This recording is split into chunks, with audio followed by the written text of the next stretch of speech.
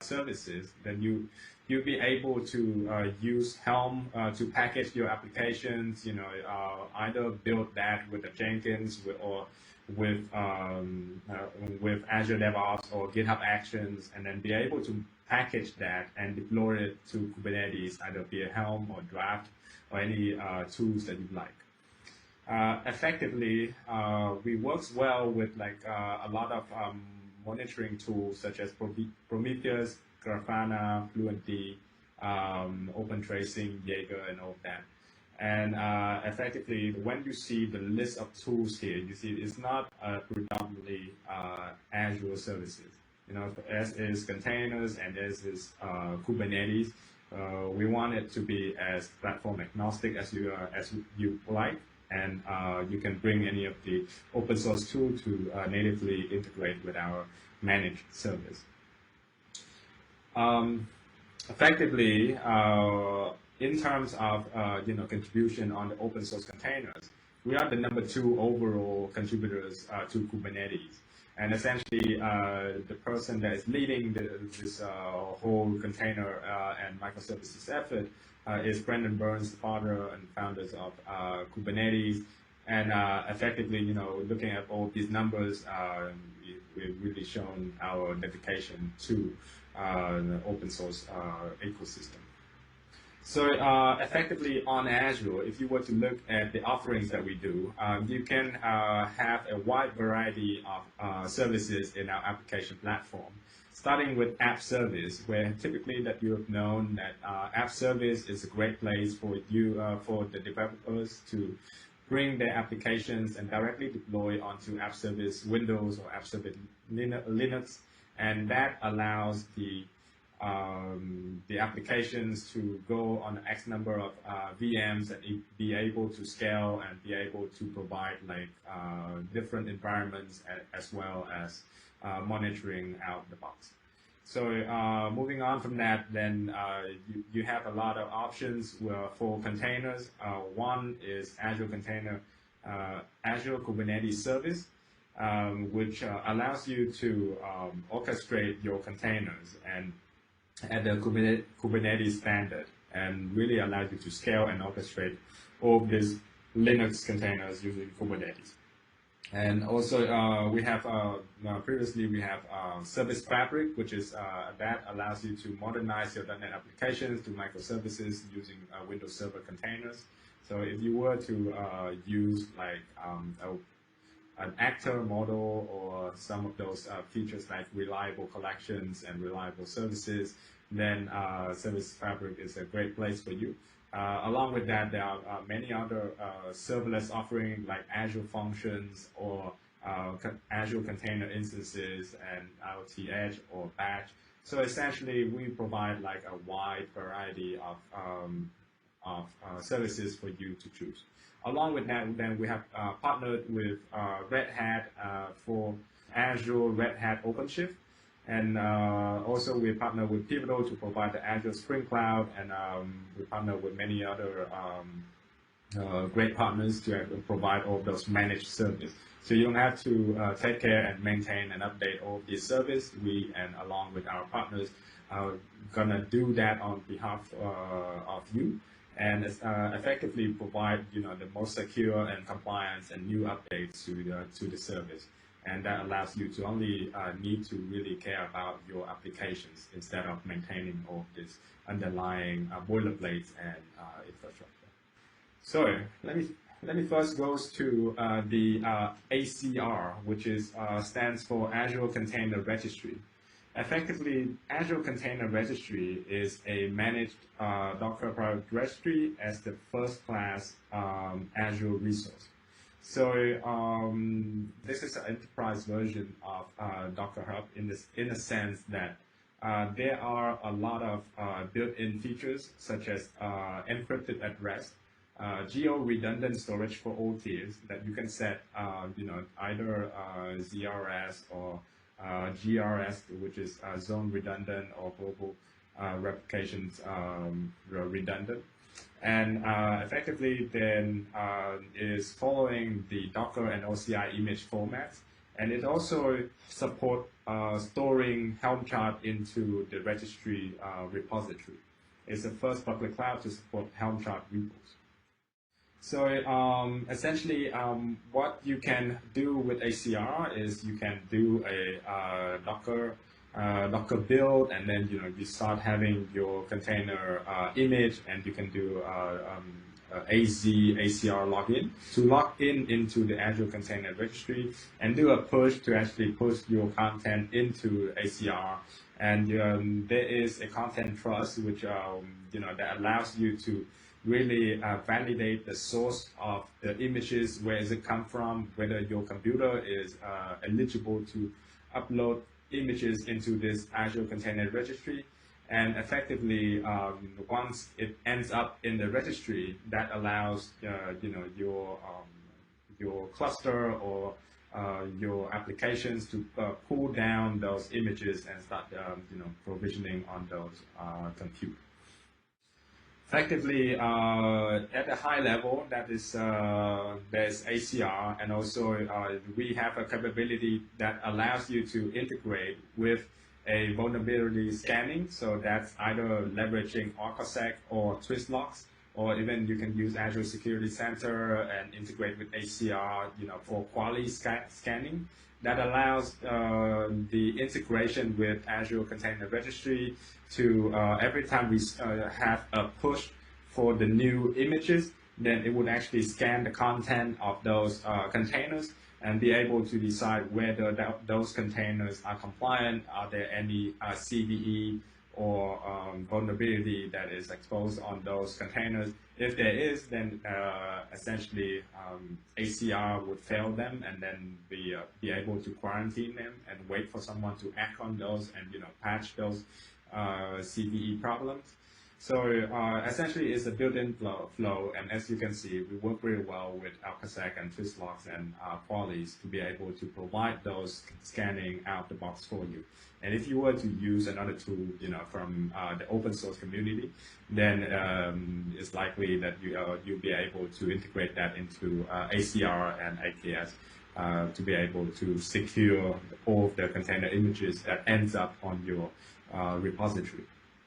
One more thing is about ACR task. So essentially, it's a feature of Azure Container Registry, and it provides an OS and framework patching task execution of a graph of containers.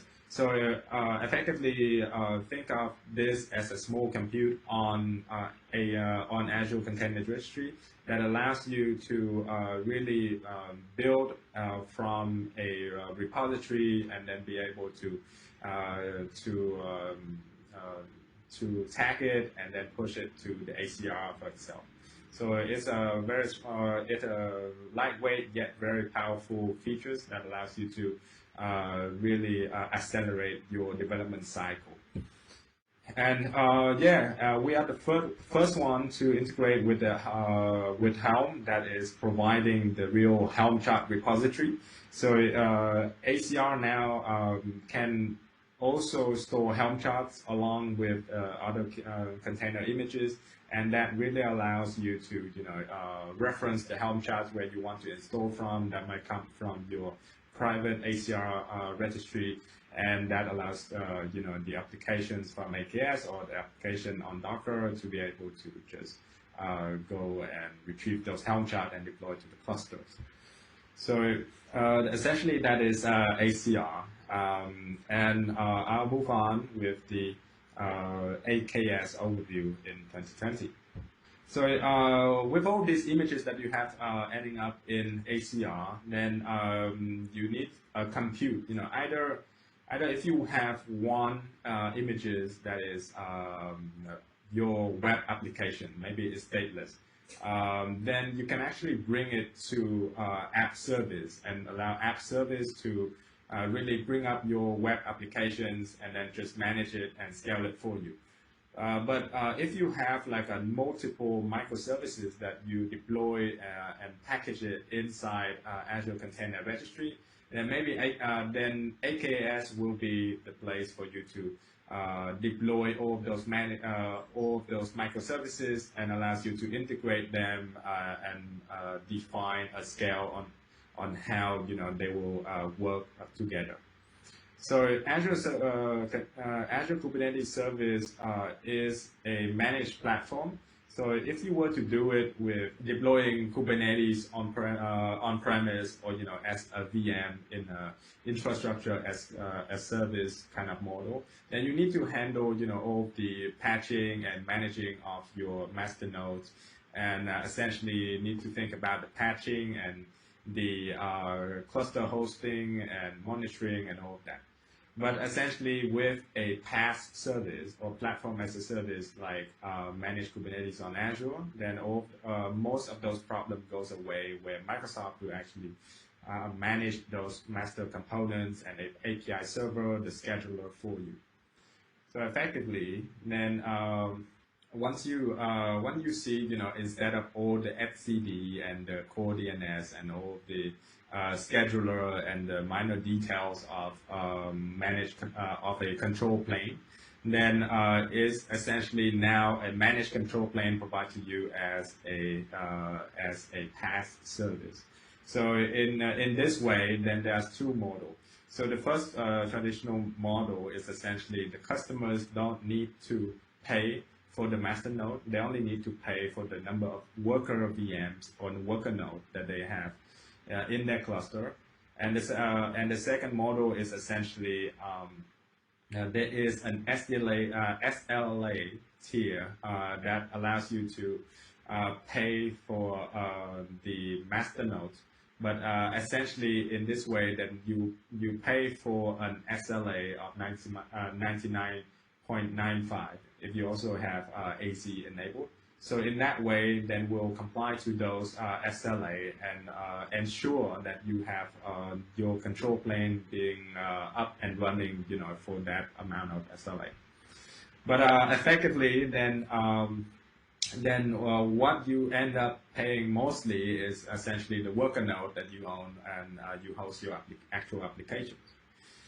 So in this way, it really provides a nice interface and easy to interact with CLI that allows you to create your AKS clusters, and to easily upgrade your clusters to a newer version, easily to scale your cluster to a newer version with these 3 simple steps.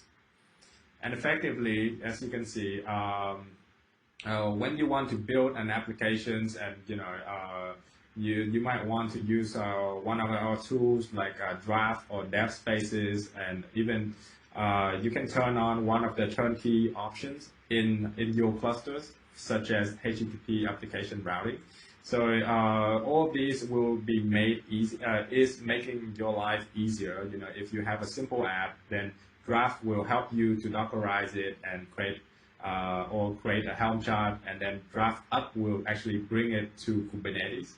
Use DevSpace to essentially, or what we call it now, a bridge to Kubernetes tool to really do breakpoint debugging in your own IDE, such as Visual Studio or Visual Studio Code. And effectively, once you have your application ending up on Kubernetes, then you'll be able to turn on HTTP application routing, so we automatically deploy that ingress resource for you, and allows you to really provide a public access endpoint for people to access your applications. And also, setting up a continuous integration and continuous deployment is a really simple task. Effectively, there is a template on Azure, or also templates on GitHub and many other tools that allows you to simply create an Azure DevOps project with AKS as a target, or you can also do the same thing with GitHub Actions now.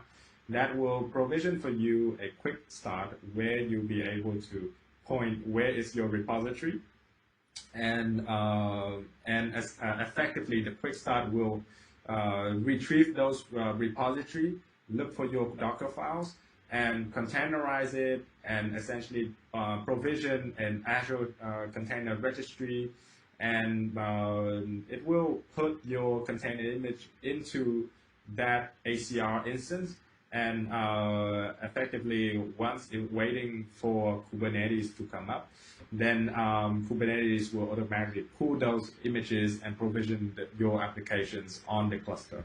So it's a very nice quick start, and it allows you to easily set up CI/CD and gives you a very nice template that you can follow up with either with any of your developer CI/CD tools like Jenkins, Azure DevOps, or GitHub.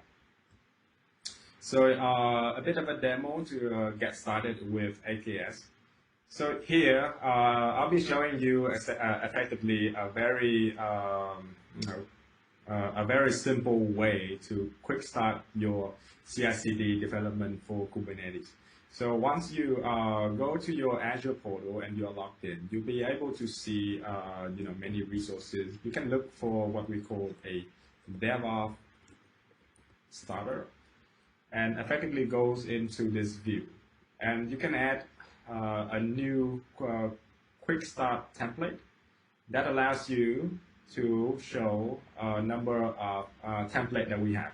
So you can actually select .NET, Node.js, PHP, or anything. Or even bring your own code. You just need to define where that code is actually sitting. So in my example, I'll just choose a .NET Core, and optionally I can actually integrate with a database if I want. But in this case, for simplicity, I will. So once I pick my my framework, which is ASP.NET Core, I'll have an option to actually pick Kubernetes Service, or I can pick Service Fabric Cluster, or Azure Web Apps, or Function App, or anything. So it's very very flexible for you to choose. In this case, I'll choose AKS, and I'll name it project name, say Q, which is my name, webinar, and I can choose my Azure DevOps organization, which is this one. I choose my subscription, use an internal subscription, and then I'll choose to create a new cluster.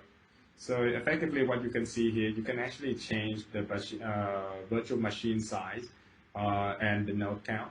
But essentially here I would actually choose Southeast Asia, which is Singapore. And I can go and do it in additional settings. So there's a lot of things for me to be able to modify. I can pick the Kubernetes version. We have up to 18.8 now. And essentially there is 19 is coming soon. And for now, I put 17.11. And as you see, I can enable HTTP application routing add-on. And there is a container registry name that I can do. And then there is the SKU that I can select. And there's also a location, which I'll pin it to Southeast Asia too. So once I have all of these being ticked, then I'll just click done, and then it shall provision for me all of the necessary template for AKS, for ACR, for Azure DevOps, and everything. That should give you a very quick and easy to start with template, and allows you to really understand how the whole thing works together. So once I do this, I'll wait for it to provision. You can see there's a whole bunch of deployment that is going on. And go back to my Azure DevOps starter and just look at some of the examples that I have deployed beforehand. So I can go to this Q test that I did before, and then I can actually see it's loading a number of resources. For example, I have a Kubernetes service. I have a repository that is sitting on Azure DevOps, and I have a build and CI/CD pipeline that is also sitting on that Azure DevOps project. And effectively, I have deployed a sample app. Then there is an external endpoint. I can try to click on that, see if there's anything. So you see there is an ASP.NET Core that is actually provisioned. You can simply go into About, Contact. Okay, everything seems to work. And there is also a application insight. So this would allows you to go into this instance and really see what's going on in that application insight. There's how many requests, server response time, and all of that.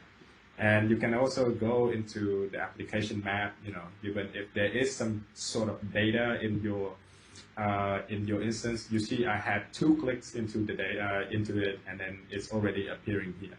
So I can click on those and then really see what is going on in those. There is one get index call that initiated by me.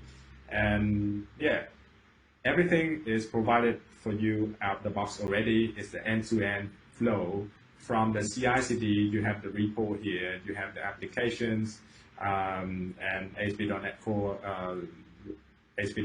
source code, and you can go into the pipeline to really see the CI/CD pipeline that has been provisioned for you.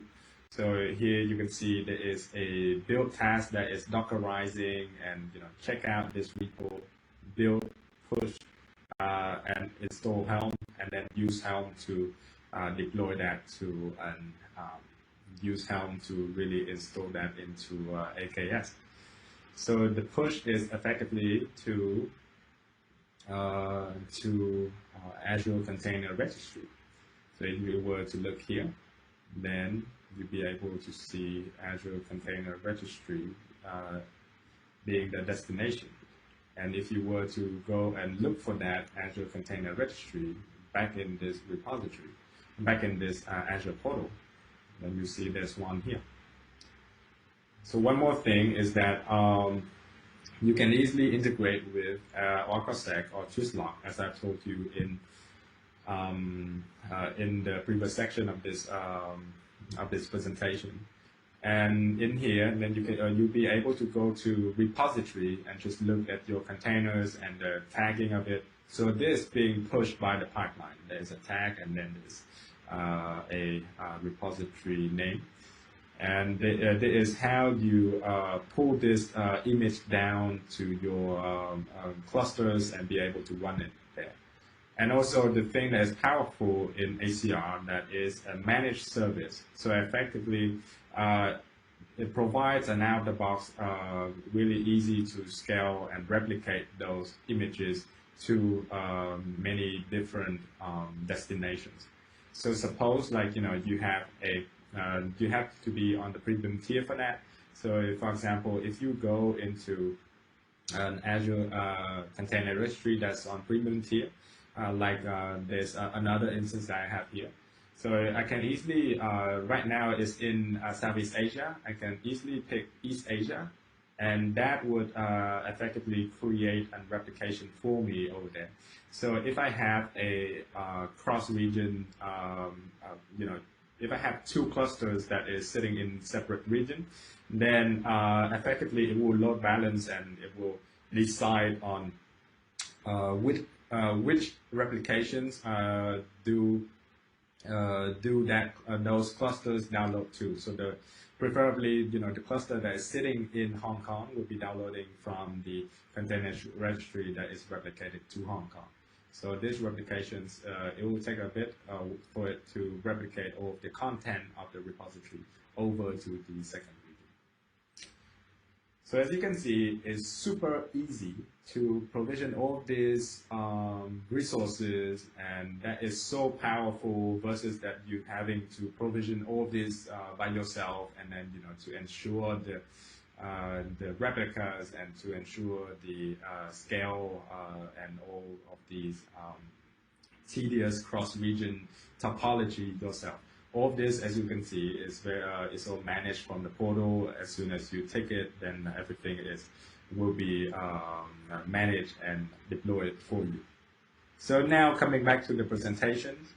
So that is essentially some overview of AKS at a very high level. How do you quick start, how you integrate with the repository, how you integrate with some part on monitoring, and how you integrate with ACR.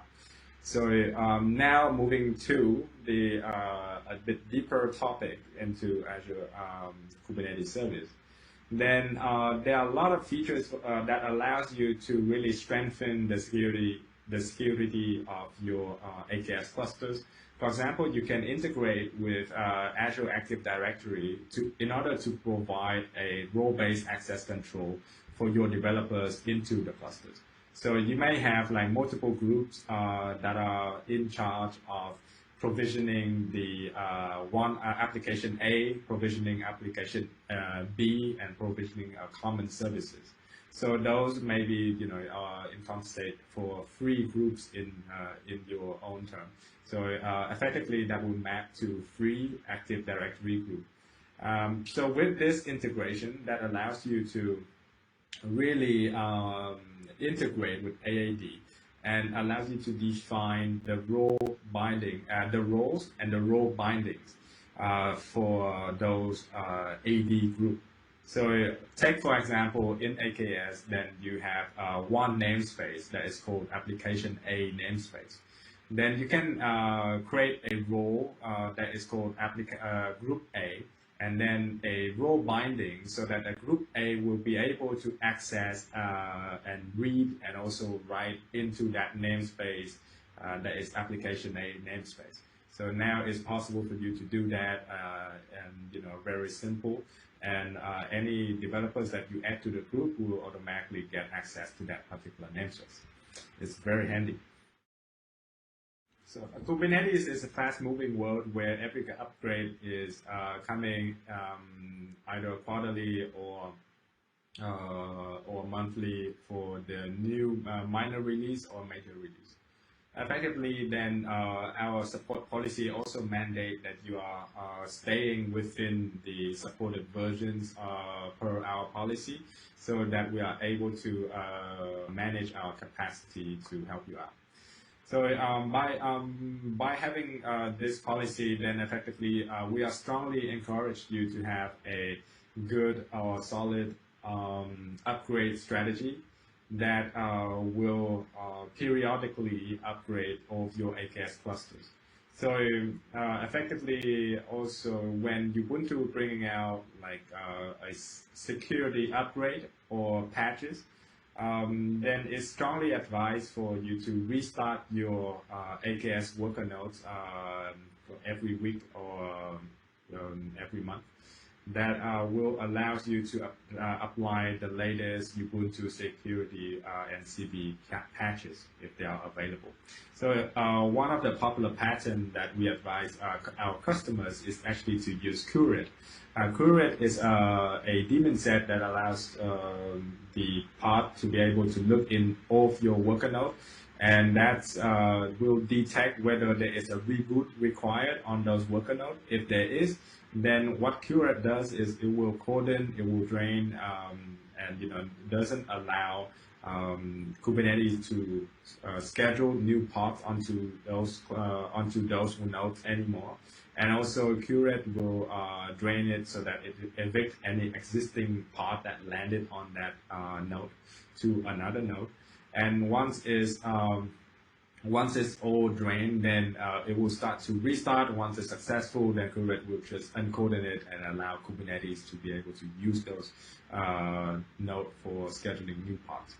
So that's a popular process, and it's essentially all automated. Once you set it up, then you no longer need to think about applying new security patches.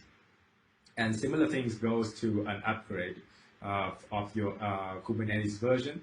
So there is a AZ AKS upgrade that allows you to specify the newer version that you want to upgrade. Once you define that, then it will upgrade the control plane first, and then it will restart each node one at a time. Also, you can define if you want to restart 2 or more at a time. And as that process, then eventually the upgrade will help you to fully upgrade all of your underlying nodes to the latest version. So some of these patterns is quite popular and very helpful for you to be able to manage your clusters and maintain it well. So now I'll go into a bit about the next agenda on this presentation, which is about Azure Container Instance and Virtual Kubelet.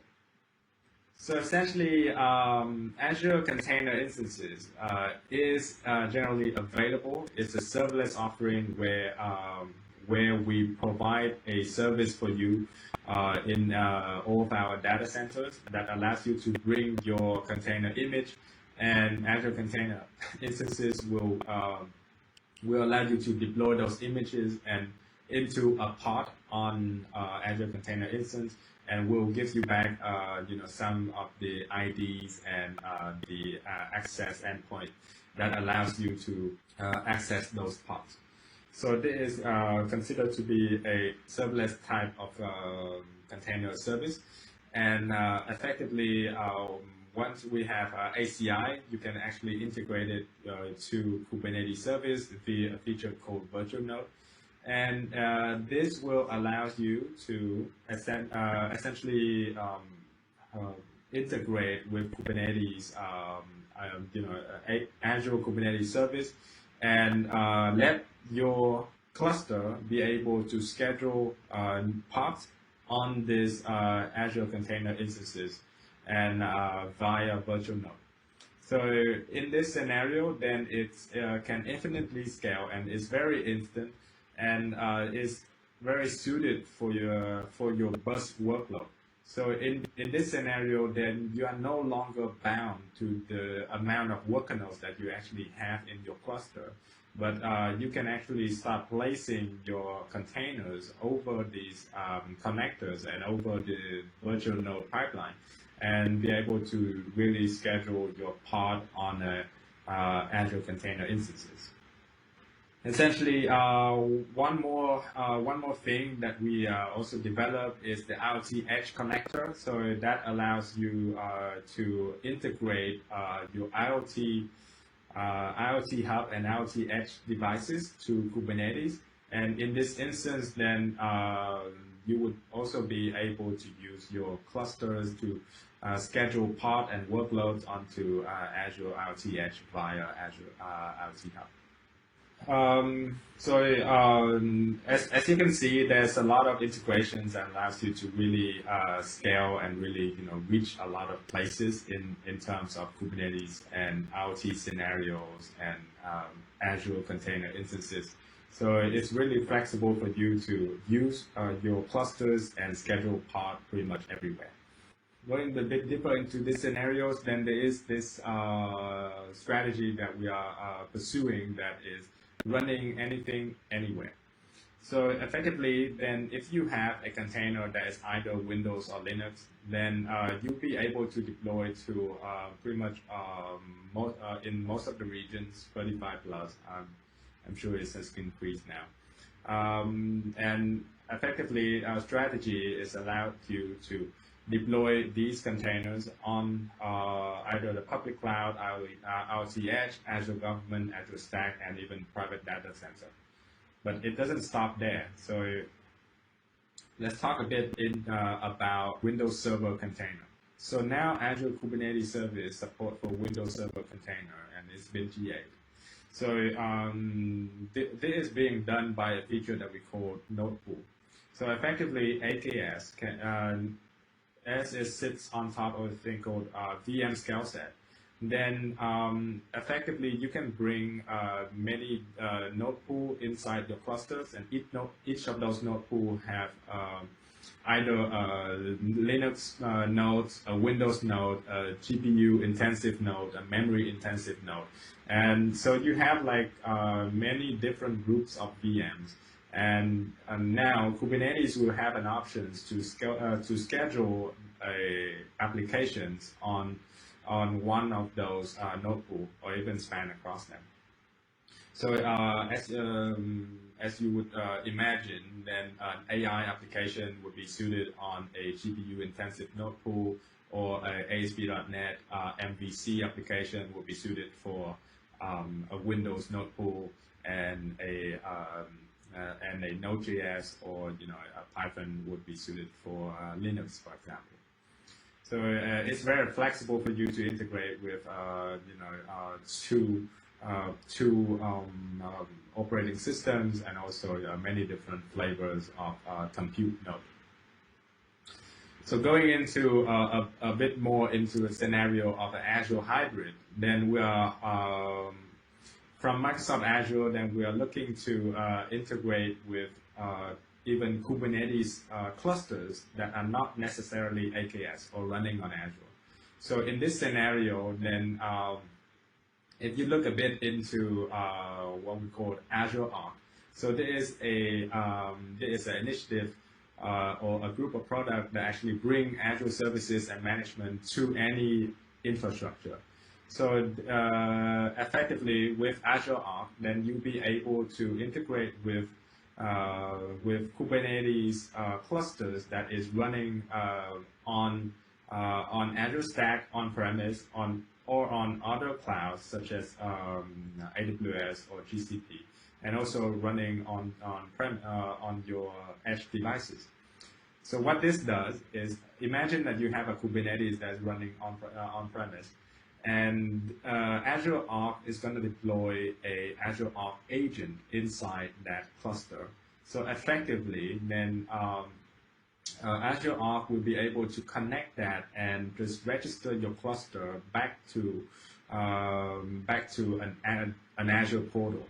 So via this registration and integration, then Azure portal could actually integrate with these Azure Arc clusters, the set of policies and the set of configurations for your repository. So let me show you an example in here. I'll go to my browser now. As mentioned now, you can actually see that I have an Azure Arc instance here. And this is a clusters where I have on-premise. And effectively, what you can see is this cluster is running on Kubernetes 1.16.10. And there's a number of options that once you register this cluster onto the Azure portal, then Azure can actually help you to enable, for example, GitOps integrations or configure an Azure policy. So in this scenario, then, for example, if I were to click onto enable GitOps integrations, what this does is if I have a repository containing of all the Kubernetes config that is sitting in my GitHub repository, for example, and there is a set of files that I need to deploy to all my clusters. For example, I need to deploy Nginx, I need to deploy my Prometheus and Grafana, I need to deploy my application onto those. Then I will put those config files and Helm charts and whatsoever in my repository. And now, once I set this GitOps configurations, then I'll put a name, an instance name, and then I'll put a namespace for the Azure Arc agent operator. And I'll put the repository URL. So this can be public or private. And this will denote, the Git URL that you have. And now you can actually define whether the operator has the scope of the namespace or the cluster. So imagine that you have a application A namespace, and then you can define the repository URL. And then effectively in this instance, then there will be an agent, Azure Arc agent. There is a Flux module inside that will go and git clone your repository and get all the config files and just do a kubectl apply for all of those files, and ensuring that all of your files end up on this cluster. So effectively, then this will this will allow you to have multiple clusters and